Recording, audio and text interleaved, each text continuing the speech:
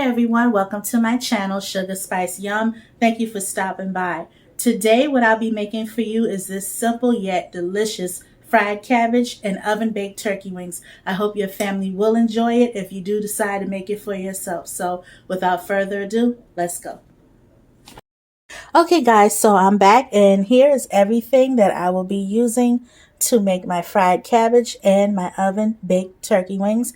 I have a large bowl that I will use to chop up and put my cabbage in to rinse it off. I have my serving spoon, knife, and cutting board, and I'm using Blue Bonnet and possibly some vegetable oil to, use it as a fat because I'm not putting any bacon or anything in the pan. I like doing it like this sometimes. I have my, I'll say medium pack of turkey wings. These are like medium sized turkey wings that I got from my local supermarket, and it also has the tips inside of the package as well. I will be using paprika, chili powder, hamburger seasoning salt, garlic salt, my favorite, my Badia Complete, some regular table salt, and black pepper. I have a bell pepper and 2 onions. 1 onion will be for my cabbage because I love to use that to season my cabbage with. Again, sometimes I might use meat, but I have become accustomed to just using a large onion and whatever seasonings of my choice, and it turns out perfect. So that's what I'm going to do. With the seasonings, again, that I have chosen, some will be for the turkey wings, some will be for the cabbage. So I have my large cast iron skillet. This is one of my favorite things to use to cook with. So the next clip you will see is me getting into it. Also, guys, of course, I did already pre-wash and pat my turkey wings dry so that I can just go ahead and get started. Okay guys, so for my turkey wings, what I decided to use on them is my paprika. I'm using my chili powder, my Badia Complete seasoning, some pepper, and yes, I am using my hamburger seasoning salt. Now, the reason why I like using this is because it does include other ingredients like onion powder.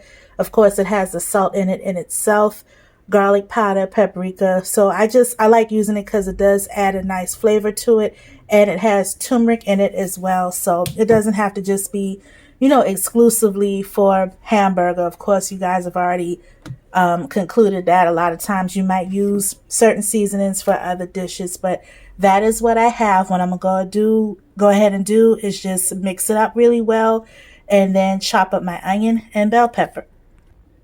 Okay guys, so I'm back. Here is my turkey wings already seasoned with my bell peppers and stuff like that cut up. Now what I like to do from time to time is either I'll put some butter or some kind of vegetable spread either in the corners or in between the turkey wings because of course it is a lean meat. So just for it to produce a little bit more fat so it's not dry.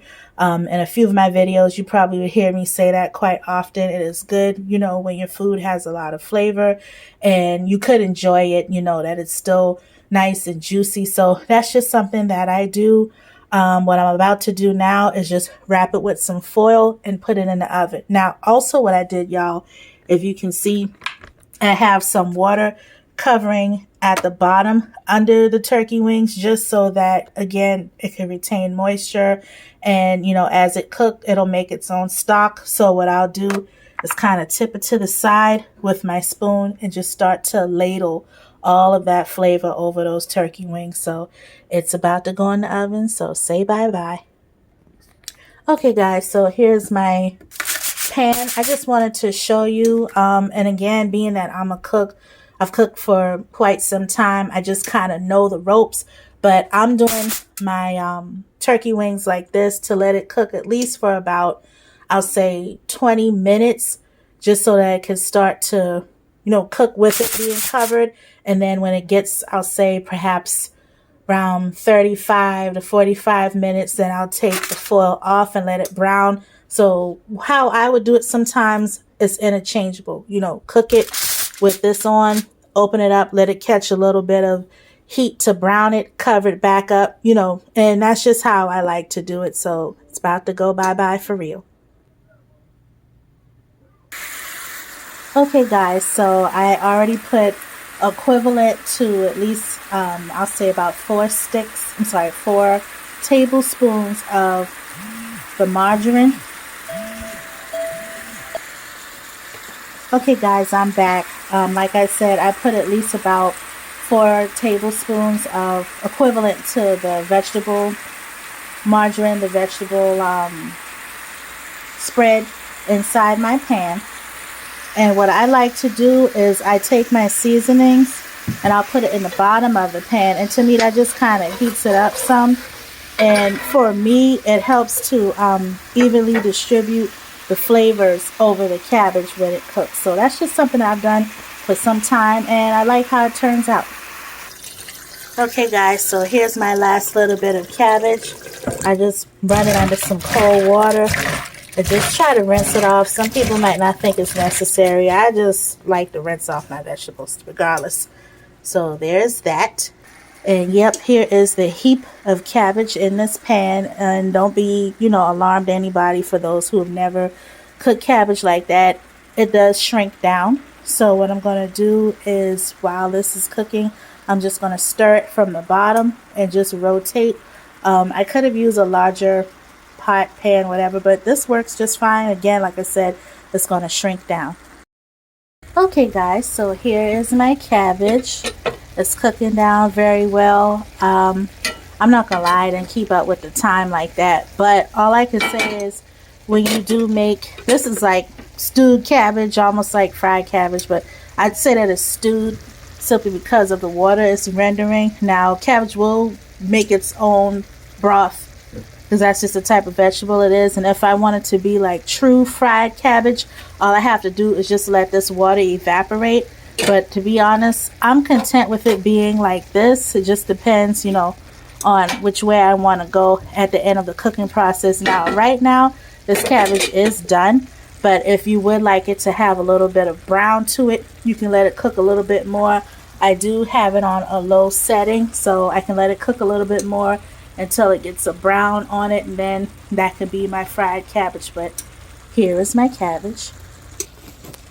Okay guys, as you can see, my cabbage has reduced down a lot more.